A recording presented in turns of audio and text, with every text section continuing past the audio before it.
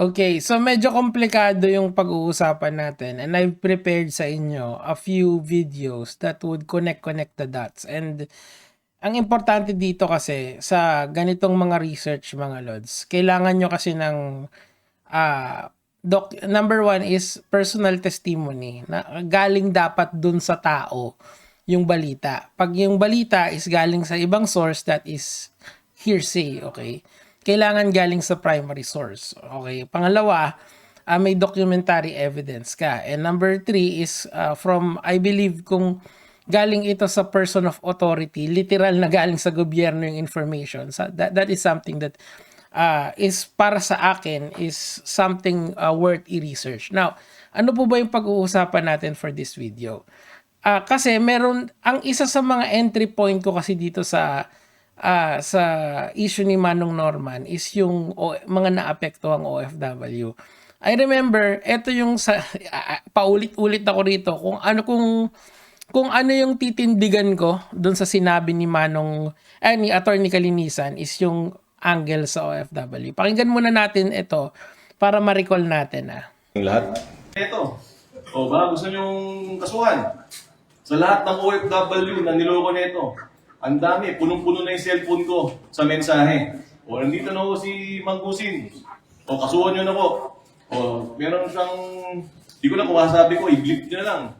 Meron siyang pinaparatingan na sinasabi niya, letter K daw yung... Okay, so ang point kasi dito sa press con na to, ina-allege ni Attorney Lacanilao na si Manong Norman ay may mga na-scam na OFW or niloko in his own words. So, ang sagot niya dyan, pakinggan natin kasi itong latest niya, may denial na doon sa idea na yon. Hindi naman niya dinidebunk directly yung sinabi ni Attorney Kalinisan, pero ang sinasabi niya ay ito. Pakinggan natin siya. Sinasabi nila na ako na ganito ako kasama, ganyan-ganyan.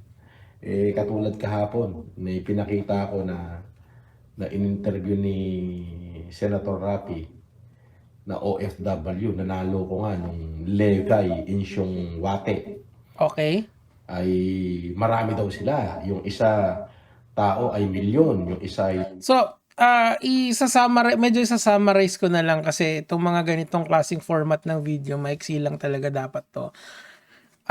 Kinumpute niya yung allegedly na kulimbat nito, abot yata ng 40 million or 28 million. Doon 30 to 40 million yung low end 20 million, 40 million high end. So, ang sabi niya, yun daw yung mga may investment opportunity daw na pinresent tong tong tao na to. Siguro mas maganda, pakinggan natin. Po talaga, sir. Hindi lang kayo, kundi marami. Ang dami po. Mga naloko nitong Levi Wait, aka TV Boslek. Yan. Po. Paano kayo naloko? Ano po yung modus? Sa ano po to, sir, nakilala lang namin sa Sukmid. Yan. Social media? Okay. Ano po yung kanyang estilo ng panluloko? Ano po siya, vlogger po siya, sir, eh. Kasi noon po, nung panahon ni Francis Leo Marcos, di po ba nung pandemic nagbibigay ng bigas. Tapos ang daming nagkagusto doon. Kaya yun ang kinuha niya po na yung kainaan namin. Okay. So, this is proof na meron talagang fraudulent activity na nangyari between OFWs, hindi lang si Manang, okay, si Manang Marilyn. Meron pa ring ibang mga OFW na ina-allege din nitong si Attorney Kalinisan na allegedly na goyo nitong si FLM. Pero si FLM ngayon or si Manong Norman is outright denying na hindi siya yon. Ginamit lang yung pangalan niya. And yun nga, dito, kasi kung pinanood nyo kasi to 8 minutes lang naman to kay dito sa RTIA. And last year lang pala nagreklamo tong 2 years ago pala kasi July 1, 2024, almost 2 years ago na pala tong siya nagreklamo. So, dito, ina-allege ni Manang na maraming naloko na OFW kasi ginamit yung pangalan ni Francis Leo Marcos or yung grupo nila na family. Now, Dito kasi, i-explain dito sa isang live ni Manong Norman, i-explain niya dito yung ano, teka, mas maganda siguro sa mismong page niya natin panoorin para makita natin. So, ang point dito kasi, there is may fraudulent activity. Ang point na lang dito, does it really connect to Francis Leo Marcos or ginamit lang yung pangalan niya? Yun kasi yung alibi niya. Okay, tuloy natin. 290,000 ba? Something like that. Doon na lang tayo sa 290,000. Kung 100 tao yung naloko, dahil sabi niya, marami ko kami. Ay, 29 million yon. Meron daw million. Ay, mga 40 to 80 million nga yun. Tama nga naman. Pero hindi pala ako. So, ang point kasi rito mga lods ko, ang binagbibintangan nitong Yeah, opo. si Manang Opo. ay etong tao na to, hindi directly si Norman Mangusin. Kailangan kung, kunyari, anti-FLM vlogger ka, kailangan makonekta mo yung etong si Wate na to kay Manong Norman. Kasi may outright denial siya. Sinasabi pa nga niya, nakakulong siya nun eh. So, paano siya magiging paano siya ma-involve sa mga ganitong galawan? So, that's the challenge na meron kayong na kailangan nyo. And you have to be careful kasi that is a direct accusation sa kanya. Baka makasuhan kayo ni Manong Norman kung hindi kayo nag-iingat. Kasi nga, kailangan nyo kasing kailangan nyo kasing to put this into perspective. Meron kasi tayong presumption of innocence na ini-enjoy nating lahat. Whether meron kang negative or positive opinion sa isang tao, yung presumption of innocence niya, hindi siya nawawala. Ngayon, real talk, nakikita naman natin lahat nasa laya si Manong Norman. Therefore, we can conclude na yes, he has cases, but still, he is still innocent on any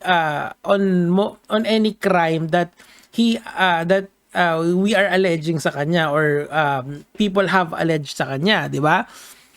Kasi of course, like ito, ano ba yung naging conclusion dito ni Attorney Kalinisan? Kasuhan nyo para merong accountability. Pero the problem is, dun sa OFW na nagreklamo sa kanya, ito si Manang, si Manang Marilyn, ang nirereklamo ay hindi naman siya. Ang nirereklamo ay ito.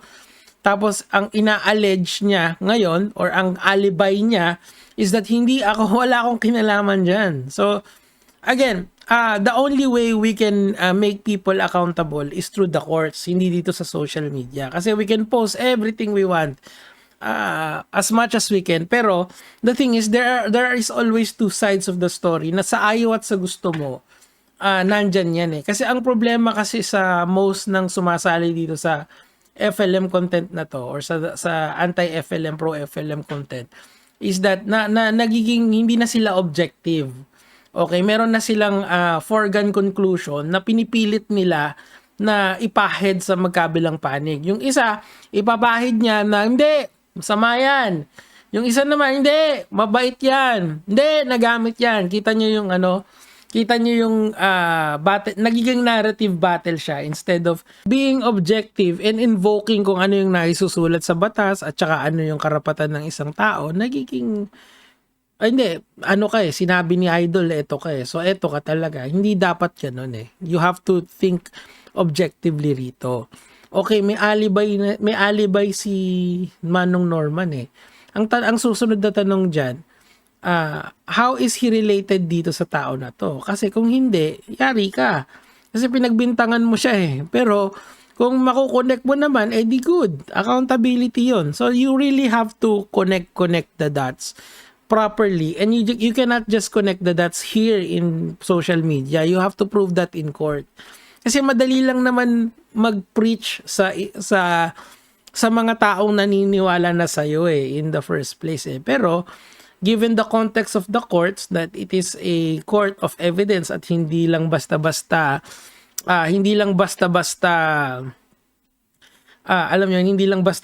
kailangan patunayan mo yan through legal argumentation and presentation of evidence. So I would really like to see kung merong talagang naapektuhan si Manong Norman is to put it in isampa nyo, 'di ba? Wag puro dito sa social media kasi napakalimitado lang ng pwedeng gawin ng mga influencer sa ganitong bagay. And ako, sumasawsaw ako dito kasi kikita ko rito eh. Pero siguro ang aking ang aking magiging trabaho dito is to show you both sides of the story. Meron kasing nagsasabi, Nico David, coaching ka? Hindi. Hindi actually. Pinapakita ko sa inyo rin yung, pinapakita ko lang yung side na pwede niyang gamitin against dun sa mga nagsasabi sa kanya, meron siyang alibay dito, anong gagawin natin? Would, tama na ba lagi yung mas maraming naniniwala? Or ang dapat natin pakinggan is yung hatol ng hukom. Matagal pa yon. And we really have to be more careful sa mga sinasabi natin dito sa social media. Ako, may opinion ako kay Manong Norman, sure. Totoo lang, if I was not earning here, di ko gagawin to.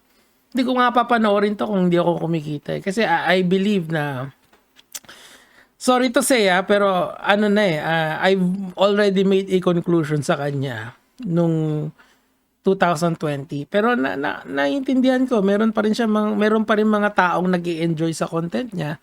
End of the day, content creator siya, vlogger siya. And isang factor kung bakit nag-i-stay kayo sa mga community na mga social media influencers is that you enjoy your time. Na natatanggal yung stress nyo or at least may sense of family, may sense of community, may sense of rapport kayong nararamdaman sa mga influencers na pinapanood nyo or nakaka-relate kayo or nawawala yung homesick nyo. So, it's very different factors kung bakit nyo pinanonood ang isang